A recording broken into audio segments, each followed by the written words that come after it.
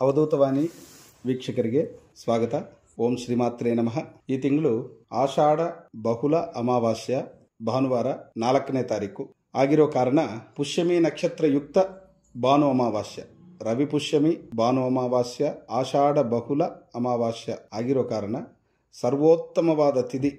ಮನುಷ್ಯನ ಜೀವನದಲ್ಲಿ, ಜೀವನ ಪರ್ಯಂತದಲ್ಲಿ ಒಂದು ಸತಿ ಬರುತ್ತೆ ಈ ರೀತಿಯಾದ ಒಂದು ಮುಹೂರ್ತ ಅಥವಾ ಈ ರೀತಿಯಾದ ಒಂದು ದಿನ.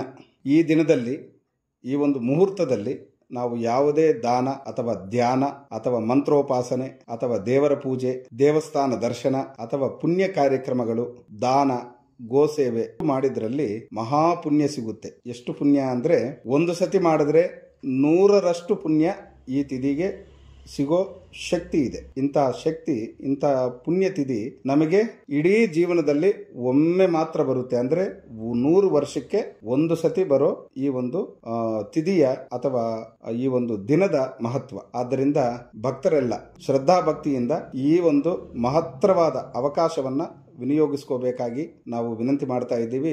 ಈ ಮಹಾ ಅಮಾವಾಸ್ಯ, ಬಹುಲ ಅಮಾವಾಸ್ಯ, ಈ ಪುಣ್ಯ ಕಾರ್ಯಕ್ರಮಗಳು ಮಾಡಿದ್ರೆ ನಿಮ್ಮ ಜೀವನದಲ್ಲಿ ಇರೋ ದೋಷಗಳ ನಿವೃತ್ತಿ ಮತ್ತೆ ಅನಂತ ಪುಣ್ಯವು ಸಿಕ್ಕಿ ನಿಮಗೆ ಎಲ್ಲವಾದ ಶುಭಗಳು ಸಿಗ್ತವೆ. ಆದ್ದರಿಂದಾಗಿ ಈ ದಿನವನ್ನ ವ್ಯರ್ಥ ಮಾಡ್ಕೋಬೇಡಿ, ಈ ದಿನವನ್ನ ಸುಲಭವಾಗಿ ಬಿಡಬೇಡಿ.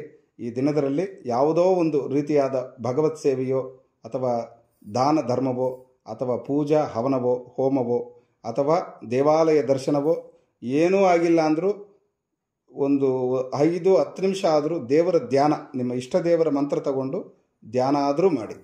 ಈ ಸಮಯವನ್ನು ವ್ಯರ್ಥ ಮಾಡಬೇಡಿ. ನಮಗೆ ದೀಪಾವಳಿ ಮತ್ತು ಮಹಾಶಿವರಾತ್ರಿ, ವಿಜಯದಶಮಿ ಎಷ್ಟು ಮಹತ್ವ ಇದೆಯೋ ಅಷ್ಟೇ ಮಹತ್ವ ಈ ತಿಥಿಗೆ, ಈ ದಿನಕ್ಕೆ ಇದೆ.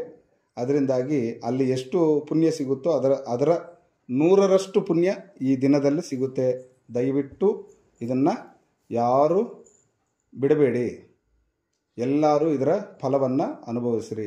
ಎಲ್ಲರಿಗೂ ಭಗವಂತ ಸುಖ, ಶಾಂತಿ, ನೆಮ್ಮದಿ, ಐಶ್ವರ್ಯ ಕೊಟ್ಟು, ಆರೋಗ್ಯ ಕೊಟ್ಟು ಕಾಪಾಡಲಿ ಅಂತ ನಾವು ಹಾರೈಸ್ತಾ ಇದ್ದೀವಿ. ಓಂ ಶ್ರೀಮಾತ್ರೇ ನಮಃ.